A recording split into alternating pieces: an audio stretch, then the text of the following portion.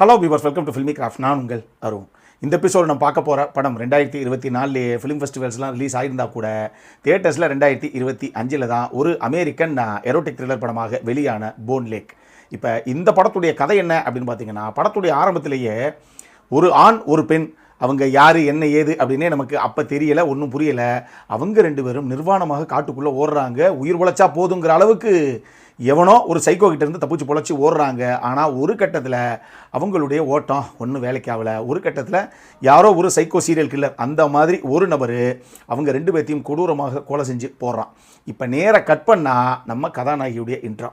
அவங்களுடைய பேர் சேஜ், அவங்களுக்கு ஹஸ்பண்டுடைய பேர் டியோகோ. இவங்க ரெண்டு பேரும் சேர்ந்து வழக்கம் போல் இங்கிலீஷ் படங்களில் என்ன மாதிரி ஒரு சம்பவத்தை பண்ணுவாங்களோ அந்த மாதிரி ஊருக்கு ஒதுக்குப்புறமாக இருக்கக்கூடிய ஆள் அரவமே இல்லாத ஒரு வெக்கேஷன் ஹவுஸ், ஒரு லேக் ஹவுஸ். அது அங்கே வந்து சேர்றாங்க ரெண்டு பேரும்.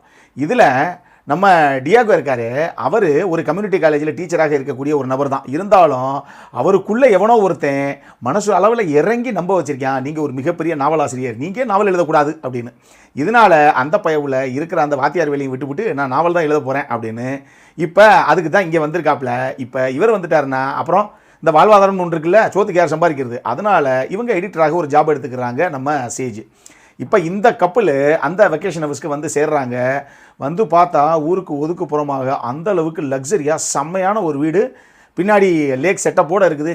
இதை விட ப்ரைவசியாக எந்த ஒரு இடம் கிடைக்கும், செம்ம என்ஜாய்மெண்ட் தான் போ அப்படிங்கிற லெவலுக்கு தான் அங்கே வந்து செட்டில் ஆகுறாங்க. ஆனால் இவங்க எதிர்பார்க்காம அடுத்த கொஞ்ச நேரத்தில் வில் அண்ட் சின் அப்படின்னு சொல்லி ஒரு கப்பல் அவங்களும் அங்கே வந்து நிற்கிறாங்க. இத்தனைக்கும் அந்த லேக் ஹவுஸ் இருக்கு இல்லையா, அதை நீங்கள் அக்சஸ் பண்ணி தான் போக முடியும், எல்லோரும் திறந்து வந்துட முடியாது. இவங்க கிட்ட அக்சஸ் கார்டு இருக்குது, அக்சஸ் பண்ணிட்டு அவங்க உள்ளே போயிட்டாங்க. கொஞ்ச நேரத்தில் இதே மாதிரியே அந்த வில் அண்ட் சின் அவங்களும் அக்சஸ் பண்ணிட்டு உள்ளே வர்றாங்க. வந்தால் இன்னும் இல்லை யாருங்க நீங்கள், என்ன திரும்பி நீங்கள் உள்ளே வந்துட்டுருக்கீங்க யார் அப்படின்னு நம்ம கதாநாயகி அவங்க ஹஸ்பண்டுன்னு கேட்டால் அவங்க சொல்கிறாங்க, என்னங்க இந்த வீக்கெண்டுக்கு இந்த வெக்கேஷன் ஹவுஸை நாங்கள் தானே புக் பண்ணோம், எங்களுக்கு தானே இது கொடுக்கப்பட்டது, என்ன நீங்கள் ரெண்டு பேர் உள்ளே இருக்கீங்க, நீங்கள் ரெண்டு பேர் யார் அப்படின்னு கேட்குறாங்க. இவங்க ரெண்டு பேர், அவங்க ரெண்டு பேர். இப்போ இதில் இவங்களுக்கு ஒன்றும் புரியலை. சரி, ஏதோ இந்த புக்கிங்கில் ஒரு குளறுபடி நடந்து போச்சு.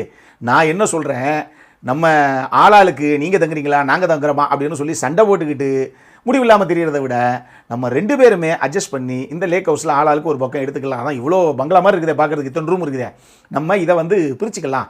இதில் முக்கியமான விஷயம் என்ன அப்படின்னா அந்த சின் சொல்லுது. இதில் முக்கியமான விஷயம் என்ன அப்படின்னா, என் வீட்டுக்காரரு செஃப் வேறு, அவர் சூப்பராக உங்களுக்கு பிடிச்சது எல்லாத்தையும் சமைச்சு கொடுப்பாப்புல, சரக்குலேருந்து சைட் டிஷ் வரைக்கும் எல்லாத்தையும் நாங்கள் எடுத்துகிட்டு வந்திருக்கோம். ஸோ செம்மையாக பார்ட்டி பண்ணி செம்மையாக என்ஜாய் பண்ண போகிறோம். என்ன ஃபஸ்ட் டைம் ரெண்டு ஸ்ட்ரேஞ்சர்ஸோட நாங்களும் இப்போ தான் முதல் தடவையாக முன்ன பண்ண அறிமுகமே இல்லாத நபர் கூட டக்குன்னு பார்ட்டி பண்ண ஆரம்பிக்க போகிறோம். உங்களுக்கும் அதே ஃபீல் தான் வச்சுக்கோங்களேன். பட் ஏன் நம்ம ஸ்ட்ரேஞ்சர்ஸ் நினைக்கணும், செம்மையாக என்ஜாய் பண்ணுவோம் வாங்க அப்படின்னு சொல்லி செம்மையாக என்ஜாய் பண்ண ஆரம்பிக்கிறாங்க. ஆனால் இவங்க நினச்ச மாதிரி இந்த வெக்கேஷன் போகுதா அப்படின்னா இல்லை. இதுக்கப்புறம் என்னென்ன சம்பவங்கள் அவங்களே எதிர்பார்க்காம அங்கே அரங்கேறிச்சு அப்படிங்கிறது தான் இந்த படத்துடைய மொத்த கதையை. இந்த படத்தை பொறுத்தளவுக்கு இதை மெர்சிடிஸ் பிரைஸ் மார்கன் அப்படிங்கிற பெண் இயக்குனர் இயக்கியிருக்காங்க. அவங்க பெண் இயக்குனர்னு தெளிவாக சொல்லிடுறேன், ஏன்னா அந்த பேரை கேட்டு பாருங்க, அது பெண் பெயர் மாதிரியே இருக்காது. அதனால் அவங்களுக்கு போக வேண்டிய கிரெடிட் போகணுமே அப்படிங்கிறதுக்காக நான் அதை தெளிவாக சொல்லிடுறேன். அவங்க ஒரு பெண் இயக்குனர். ஆனால் அவங்கக்கிட்ட இருந்து இப்படி ஒரு படமா அப்படின்னு தான் எனக்கு ஒரு ஆச்சரியத்தை கொடுத்துச்சு இந்த படம். இந்த படம் உண்மையாகவே த்ரில்லர் ரசிகர்களுக்கு, அதாவது மிஸ்ட்ரி த்ரில்லர் விரும்பக்கூடிய ரசிகர்களாக இருந்தாலும் சரி, ஹாரர் ஸ்லாஷர் விரும்பக்கூடிய அந்த ரசிகர்களாக இருந்தாலும் சரி, எல்லாத்துக்குமே ஓரளவுக்கு பிடிக்கிறதுக்கான வாய்ப்பு இருக்கக்கூடிய ஒரு படம் தான் இது. இதில் முக்கியமான கதாபாத்திரங்கள்ங்கிறதே இந்த 4 பேர் தான். 4 பேரும் செம்மையாக புல் ஆஃப் பண்ணியிருந்தாங்க. மேடி ஹாசன் தான் கதாநாயகியாக சேஜின் அந்த கதாபாத்திரத்தை பண்ணியிருந்தாங்க. அவங்களுடைய ஹஸ்பண்டாக மார்க்கோ அவரும் செம்மையாக பண்ணியிருந்தார் அந்த கதாபாத்திரத்தை. அலெக்ஸ் ராய் தான் அந்த 3ஆவதாக வில்லுங்கிற அந்த கதாபாத்திரத்தை பண்ணது. அதே மாதிரி ஆண்ட்ரா நிச்செட்டி அவங்க தான் அந்த 4ஆவது கதாபாத்திரம், அதாவது சின்னுங்கிற அந்த கதாபாத்திரத்தை ப்ளே பண்ண ஆர்டிஸ்ட். எல்லாருமே அவங்க கொடுத்த கதாபாத்திரத்தை ரொம்ப நேர்த்தியாகவே பண்ணியிருந்தாங்க. அதுவும் குறிப்பாக முதல்ல ஒரு 35-40 நிமிஷம் இது ஒரே ஜாலியாக அவங்க பார்ட்டி பண்ணுறாங்க, அப்படி இப்படின்னு போகிற மாதிரியே போக தான் இல்லைங்க, ஏதோ ஒரு சம்பவம் நடக்குது, ஏதோ ஒரு குளறுபடி இருக்குது, ஏதோ ஒரு மர்மம் இருக்குது, ஏதோ ஒரு விஷயத்தை யார்கிட்டையும் மறைக்கிறாங்க அப்படிங்கிற மாதிரி ஒரு ஃபீல் ஒன்று வரும். அது போக அடுத்த கட்டத்தை கொஞ்சம் கொஞ்சமாக பரபரப்பை இன்க்ரீஸ் பண்ணிட்டு போய்கிட்டே இருப்பாங்க. டெஃபினட்டாக பார்க்கக்கூடிய ஒரு நல்ல படம் அப்படின்னு தான் நான் சொல்லுவேன். ஆனால் இந்த படம் டெக்னிக்கலி சவுண்டாக தான் அந்த படத்தை பண்ணியிருந்தாங்க. இதில் முக்கியமான விஷயம் என்ன அப்படின்னா, ஒரு சில விஷயங்களை இன்னும் அவங்க கொஞ்சம் பெட்டராகவே கூட பண்ணியிருக்கலாம். இந்த படம் புதுமையான கதையா அப்படின்னு கேட்டால் அதை இருக்கும் அப்படின்னு சொல்ல முடியல, இல்லை அப்படின்னு சொல்ல முடியல. அப்படி ரெண்டு கெட்டானாக ஒரு படம். டெஃபினட்டாக வித்தியாசமான ஒரு சில விஷயங்களை பண்ணி இந்த கதையில் ஒரு சின்ன ரிவீலிங் பார்ட் ஒன்று இருக்குது, ஒரு சர்ப்ரைஸ் இருக்குது, அதனுடைய ரிவீலிங் பார்ட் ஒன்று இருக்குது. அந்த ரிவீலிங் டெஃபினட்டாக நம்ம அப்படி இருக்கும்னு எதிர்பார்க்கல. அந்த மாதிரி ஒரு சர்ப்ரைஸ் ஒன்று இருக்குது, அதெல்லாம் சூப்பராக தான் பண்ணியிருந்தாங்க.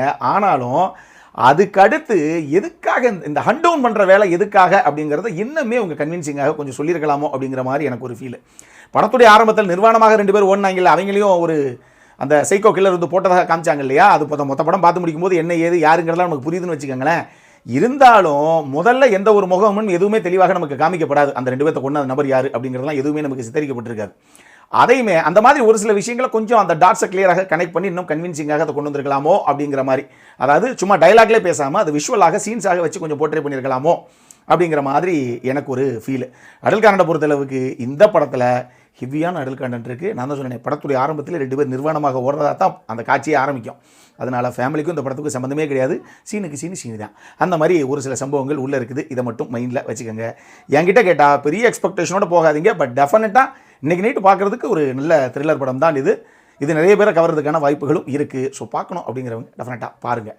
இதே மாதிரி இன்னொரு வீடியோவோட அடுத்த முறை உங்களை சந்திக்கிற வரைக்கும் இட்ஸ் அருண் சைனிங் ஆஃப்.